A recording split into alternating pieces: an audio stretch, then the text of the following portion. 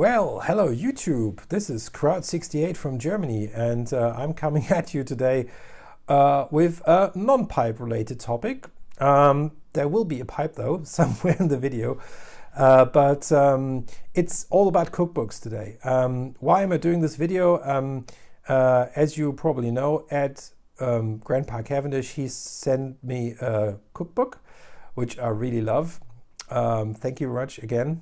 And I asked Ed if he would be interested in to see some of my cookbooks, and he said yes. And so I'm doing a video now on cookbooks here on a pipe channel. But you know, if you don't like cookbooks, if you hate being in the kitchen, just watch another video.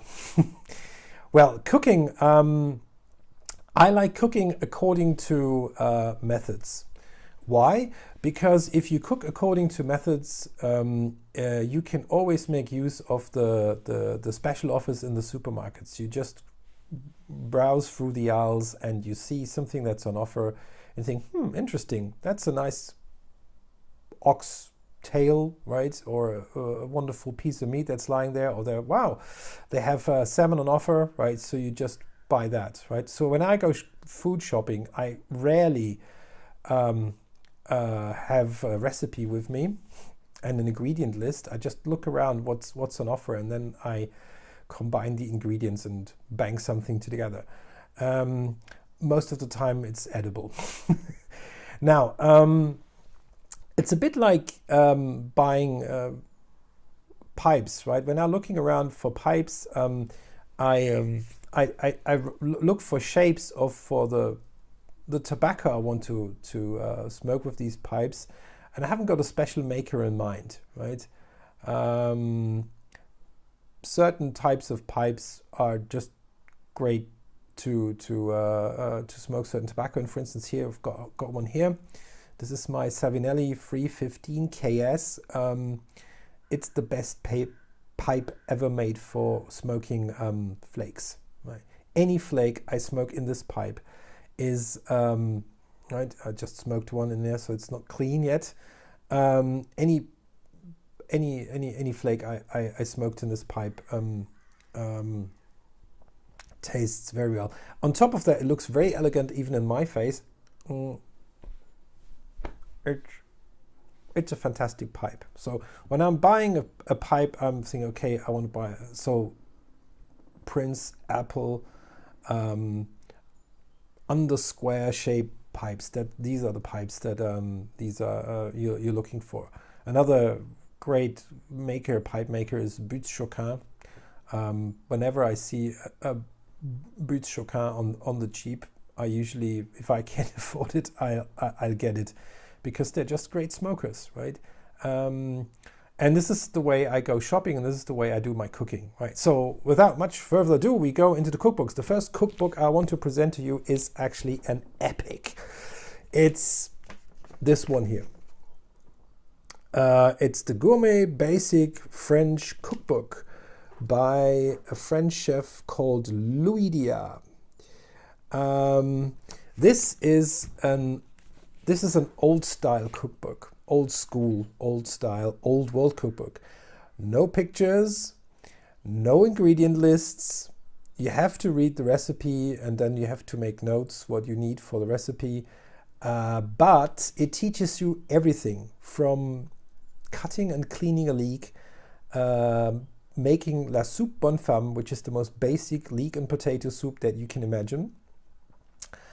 Up to 20 pages of hors d'oeuvre froide, and then there are hors d'oeuvre chaud aussi, which of course is finger food, I think, in English translation. It's the best French cookbook, I think, ever. Right? You can still get it somewhere, usually as a used book, but boy, I had so much fun cooking with this cookbook, and it oozes the love for the classical French cuisine from every page, right? So Louis Dia's, one more time, Louis Dia's Gourmet Basic French Cookbook. It's a winner, right? The modern version so to speak, quite heavy, is this one. It's called The Cook's Book, and it's a collaboration by top chefs, and this one has got pictures.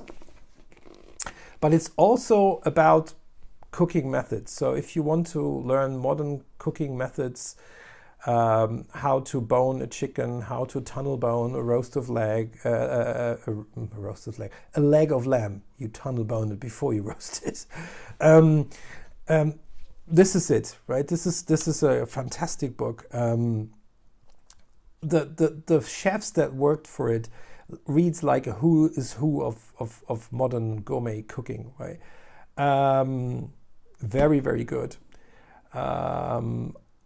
And because Stefan Franz, the German chef, wrote the version on cakes, there is a recipe for Stollen in there. So if you are out of Stollen in the time before Christmas and the parcels do not arrive from Germany on time, this could do the trick. And last but not least, if it comes to Italian cooking, I think Giorgio Locatelli, Made in Italy, is where it's at. This is the German version, there's an English version, and Time magazine said about this book, it said the best Italian cookbook, full stop. And I think it's true. Giorgio Locatelli, he grew up in northern Italy with his uncle, and he, as a kid, he hung around in his kitchen watching his uncle cooking. And I mean, this is how I basically got into cooking. I hang around in the kitchen watching my mother or my grandmothers stirring in the pots, and this is how my interest got started in cooking, and this is how he got into cooking. And the beauty of this cookbook is that these are Italian recipes and they are very simplified, very, very, very easy. Not a lot of ingredients, not a lot of complicated techniques. Fantastic, right?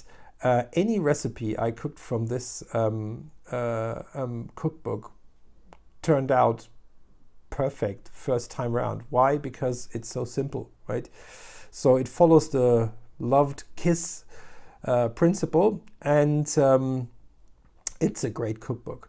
So these are three of my, I don't know how many 100 cookbooks, but these are probably the three most important, the ones I always go to when I want to look up something, and when I bought some piece of meat and I don't know what to do with it. This is where you find the answer to your question. Okay, I hope you liked it. If you liked it, thumbs up, right? If you didn't like the video, just watch another one. And greetings to you, Ed, and thank you again for your present, right? It's I don't know how you found out that I'm a foodie, but you were bang on, right?